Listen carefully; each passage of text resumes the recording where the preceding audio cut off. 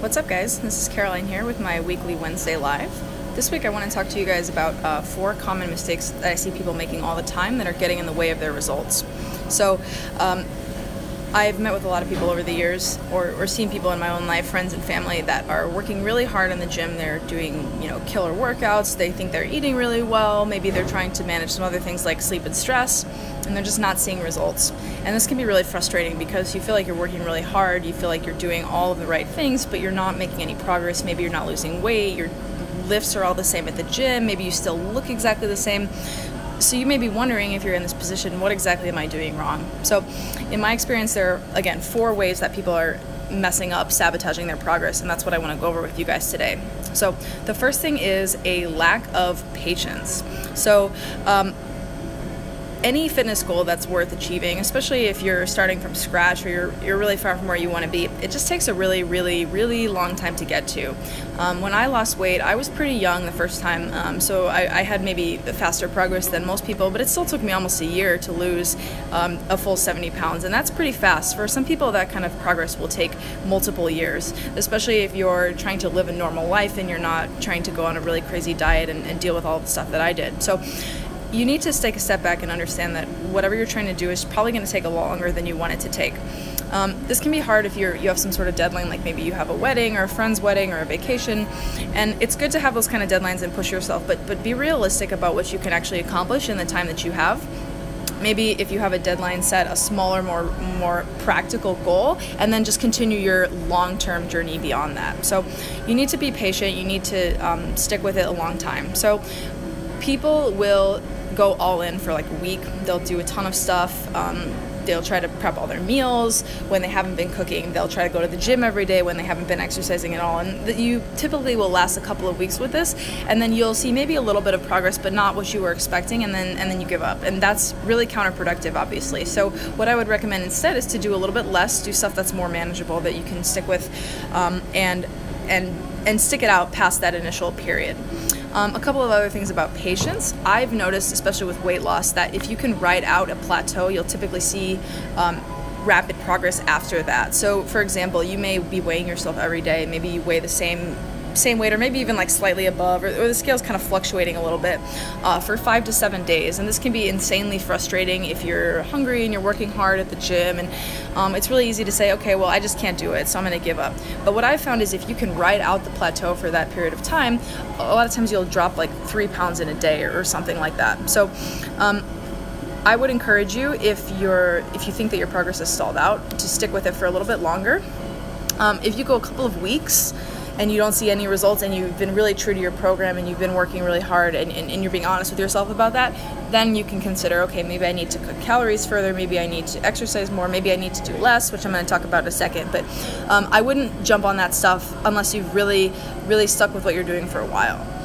And then the last thing about patience is, if you're following a workout program, you really need to stick with that program the whole time. So one of the easiest ways to not make any progress in the gym is to hop from program to program. So you do one program, you're super excited about it for a couple of weeks, you're going all in, and then you maybe get bored, or maybe you're not progressing as fast as you'd like. So you find some other new fancy program on the internet. And you do that for a couple of weeks, and you're not making the progress you want, so you find a new one. If you do something like this, you're pretty much guaranteed to not have results. So I would encourage you, if you're following a set program, if your coach gives you a program or whatever, which you should definitely follow a program. I know I talk about this a lot, but stick with the program the whole time. Okay. So the second point is lack of consistency. All right, so this is related to the first point. I actually put them in a different order in my blog post, but we'll talk about this second today.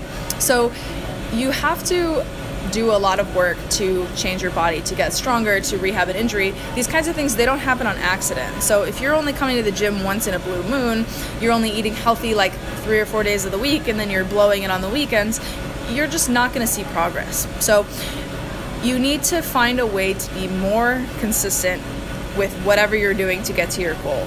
This doesn't mean you have to be perfect. It doesn't mean that you have to give up all of the things you like to eat. It doesn't mean that you have to be in the gym a million hours a week, but you do need to be a little bit more regular and a little bit more consistent, okay? So a couple of ways this can play out. With exercise, as I already mentioned, people will go all in for a week or two, and then life will happen and they won't show up to the gym for 2 weeks. We know, when we talk about it, that this is a terrible way to get results, but people do it all the time. So what I would encourage you to do is to start with a more manageable commitment to exercise. Something maybe just a couple times a week, maybe 3 times a week, 2 times a week. It can be a shorter session, and try to do that week after week after week so that you build a real habit, so that it becomes an important part of your schedule. You learn to make space for it. You learn to expect to go to the gym, rather than trying to go as many times as you think you should and then not being able to sustain that. In terms of eating, I see this all the time, and I've been really guilty of this myself. People eating really, really well Monday through Friday, and then just kind of going off the rails on the weekend.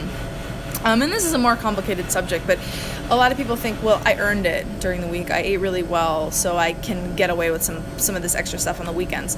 And the unfortunate reality is, especially if you are a person who's relatively sedentary, like you sit at work all day, the amount of calories that you need to cut from your diet to lose weight, you're not going to be able to eat maybe as much as you think you should be able to eat, or as much as you'd like to eat. So it's really easy to wipe out an entire hard-earned week's worth of calorie deficit on the weekend with, 5 beers and brunch on Sunday, stuff that I see a lot with clients. So if you are struggling to lose weight especially, I would encourage you to take a really hard, honest look at how often you're truly sticking with your eating plan. If you can be more consistent and eat really well, like 6 or 7 days a week, that is where the magic is going to happen for you. But if you're eating well 4 or 5, 5.5, whatever days per week, and then eating kind of a lot of extra calories on those other times, you're going to be just spinning your wheels forever. So take an honest look at yourself. If you're trying to lose weight and you think you're eating really well, are you truly eating really well very consistently? You may need to commit to a period of a couple of months where you're going to keep it more chill on the weekends to really see that progress. And if you're not willing or able to do that, that's totally fine. But be realistic with yourself and with your expectations, and understand that your weight loss will be very slow, or you might kind of just maintain your weight if you can't be more consistent. All right, so the third way that people sabotage their results is by doing too much exercise. So some people they have a ton of energy. They love to go. They love to do stuff. They love to be active. And this can be taken a little bit too far with training. So there is actually a point of training where you're going to get diminishing returns. So if you're totally sedentary, you're not working out, adding in more exercise is good. But if you're someone who's already working out like 5 or 6 days a week and you're trying to add more exercise onto that, you're adding extra sessions in the day, you're doing really long cardio, you're constantly crushing it at the gym, you are going to run yourself into a hole. When you exercise, you're placing stress on your body, and it takes time for your body to adapt and repair from that stress. So the progress that you're making in the gym, like getting stronger and things like that, getting more fit, improving your aerobic endurance, that stuff happens after the gym. It happens when you're resting. So if you never give your body time to rest, eventually things are going to start breaking down. You're definitely not going to get stronger. You're potentially setting yourself up for injury. In the case of people who are doing lots and lots of cardio, you're just building up stress hormones and building them up. And we need stress hormones, but too much stress hormones can cause a lot of problems, and they can certainly interfere with things like weight loss, because your body's going to freak out and try to hold on to everything that you have. So if you are someone who is always feeling a little bit beat up, a little bit run down, maybe you're burnt out, and by burnt out I mean you just don't want to work out. Working out sounds like a really terrible way to spend your time. You just kind of want to sit and vegetate and do nothing. Or if you're feeling overwhelmed by how much exercise you think you need to be doing, I encourage you to take a step back and reevaluate how you're spending your time and whether it's all being spent in a productive way. So I would focus on the handful of things, maybe pick 2 or 3 things that are most important for your goal, and I would cut out everything else. And if you are doing multiple gym sessions a day for an extended period of time, I would maybe start there, cut that out. And if you're someone who's doing like really, really, really long cardio sessions every day, I would cut that out. Okay. And again, this isn't true for everybody, but if you're feeling those feelings that I explained, that would be helpful. Another way that you can think about this is to structure your training weeks in a way that promotes recovery. So since I've been a member of Strength Faction, I was introduced to this concept called the Metabolic Continuum, which is a fancy term. It basically means that activities that are really stressful for your nervous system, things like lifting really heavy weights, doing sprints, doing really high intensity interval training, you do that stuff at the beginning of the week when you're fresher. And then as the week goes on, your training changes and you do things like higher volume work, stuff that's going to be more taxing for your metabolic system. You're going to do longer cardio, like lower intensity, longer cardio. You're going to do maybe more of your isolation stuff, like your pump work and those kinds of things. And I was feeling a little bit beat up with my training before because I was kind of going hard like 5 days a week. And now I'm still in the gym 5 days a week, but my training is structured in a way that I feel like I'm recovering better from the workouts, and I'm actually able to push myself more in the workouts where I'm supposed to push myself. So too much exercise can be a bad thing. Like sometimes more is not helpful for your goals. So if you're really doing a ton of exercise and you're not seeing the progress that you want, it may be time to scale back in some way. And the last way that people sabotage their program is kind of the opposite of that, is that people are not working hard enough. So anyone who's worked with me knows I'm not really like a boot camp, tough love kind of trainer, but I'm going to take a moment of tough love here to say that if you want to accomplish a challenging goal, you're going to have to get uncomfortable at some point. And that discomfort can take different forms. If you're trying to lose weight, the most common thing that you can expect is to be a little bit hungry at least some of the time. If you're trying to get stronger or build muscle, you're going to have discomfort in the gym because you need to be pushing yourself safely to a point that is either like burning or you're really exerting yourself. It should be challenging. It shouldn't be a comfortable experience.